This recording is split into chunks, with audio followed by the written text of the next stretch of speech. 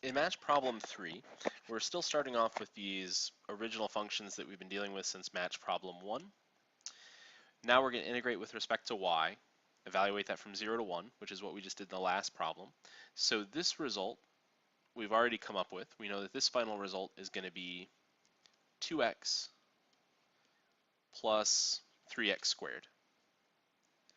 So now what we're going to do to this is evaluate that from 0 to 3 with respect to x. So what we're dealing with here are double integral problems in both cases.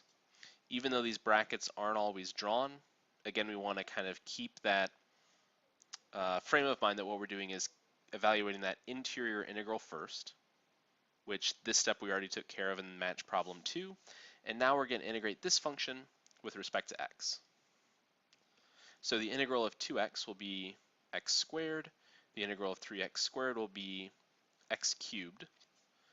And now, since again we integrated with respect to x, we'll evaluate this from x equals 0 to x equals 3, which will give us 3 squared plus 3 cubed. And then evaluating that at 0 will be minus 0 minus 0, or a final result of 36.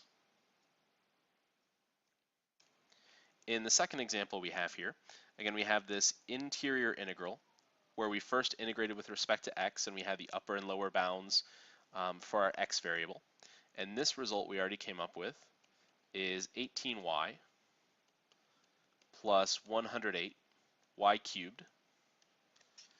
And now what we want to do is integrate that result from 0 to 1 with respect to y. So this will become 18 times y squared over 2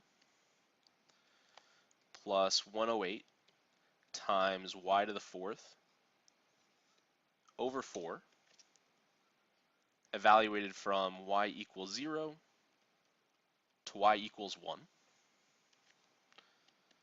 which will be 18 over 2 will be 9 times 1 squared will just be 1, plus 108 divided by 4 will be 27 times 1 to the 4th is just 1, and then minus 0 minus 0 gives us a result of 36.